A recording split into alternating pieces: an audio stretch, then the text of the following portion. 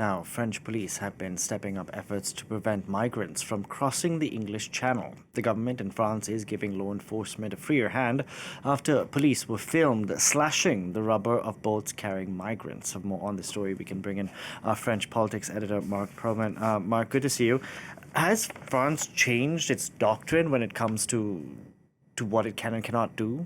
It is clearly changing, as those images show, because up until now, the police authorities could only intervene if a boat was in dire straits to rescue it.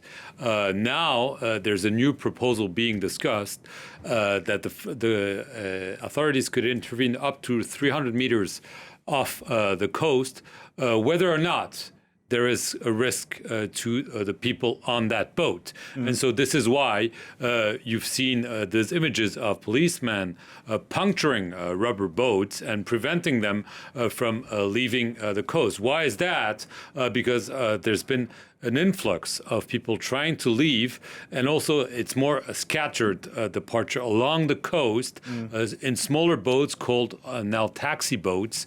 And this is why the French authorities are now discussing, in coordination with the British authorities, how to make sure they're much more efficient. But obviously, this is a much more difficult task because it means intervening in more dangerous position. The police is not necessarily trained to intervene at sea, and we know from NGOs, from observers, that most of the casualties happen when the migrants are getting on the boats in a hurry, often in the dark, and this is where most accidents, most drowning take place.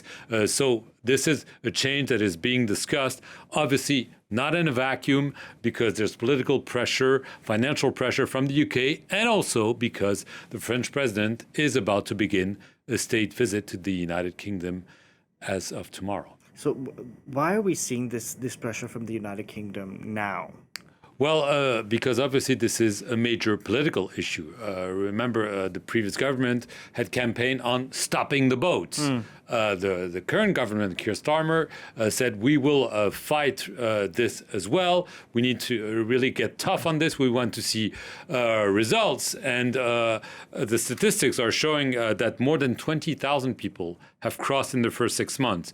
It's 50% increase from the same period last year. And this could mean that this year could be a record year. There are not necessarily more boats, but there are more people because, as I said before, they're using smaller boats. And there is political pressure. Why? Because in the UK, the government is very unpopular. We're seeing the UK Reform Party rising in the polls. Why are they rising? Because they're using this issue of immigration, the fact that the flow cannot be stopped by Britain and by France as political fuel to push their campaign. And so this is why there's a lot of pressure.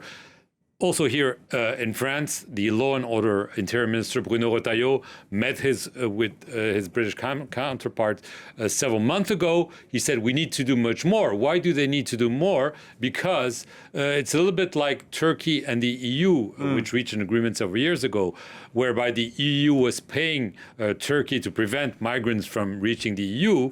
The United Kingdom is paying France and more to prevent migrants from coming.